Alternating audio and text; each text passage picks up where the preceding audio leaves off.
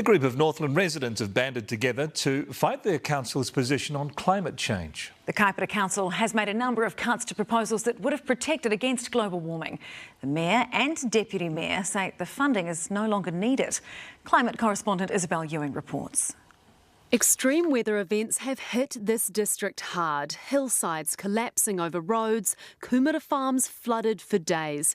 Yet the Kaipara District Council has spent the past 8 months unwinding large tracts of climate change policy. They were rolling all of these things back without even putting proper notice before the meetings that these were motions that they were going to be bringing. But the Mayor and his deputy say climate resilience is taken into account in things like stop banks and roading. I think there's a bit of a misunderstanding here because Council has significant investment in climate adaptation and mitigation programs. But locals point to a number of decisions that seem to contradict that. September 27, the Deputy Mayor stops development of Kaipara's climate policy. The effect of this decision would be is that the climate change policy would stop. October 25th, the Mayor tables a motion not on the agenda to turn down climate adaptation recommendations, catching the Council's climate advisor by surprise. There's not much I can say to that because that was a bit of a blindside. November 29, the Mayor responds to a letter from a school student expressing concern over the scrapping of a climate change adaptation pilot. It's a pity that schoolgirls don't get a better education about what's actually happening. Our education system and our media deals in climate porn half the time.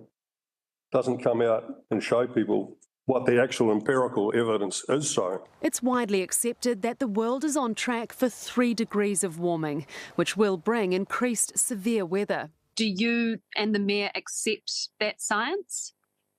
Well, I think what you've got is a lot of different climate modelling. Some councillors are uncomfortable with the Mayor's comments. There's information that's able to get out into the community that may be incorrect, and there's very limited scope to be able to retract that information. Around 850 people here in the Kaipara district have signed a petition against the council's funding cuts to the climate adaptation program.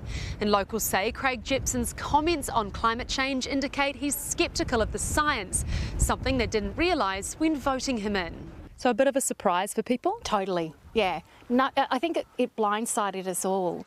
April Ann Bonar and Karen Davis have formed a group opposing the council's changes. I think that they're missing some vital pieces of the puzzle when it comes to climate work in the area. Mayor Craig Jepson is away, but Acting Mayor Jonathan Larson said the council is funding other adaptation measures and was trying to avoid duplication and keep rates down. We've got 30 drainage districts that we work with, the biggest of them being the Raupo Drainage District.